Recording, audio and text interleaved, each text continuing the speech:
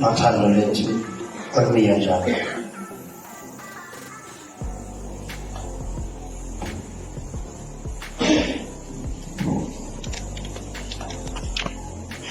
Ngalendanazo ngiyasabatha ukuba ibe isibonakaliso sethu nesiqiniseko sethu nesivumelwano sethu nothando lwethu olubuye njalo.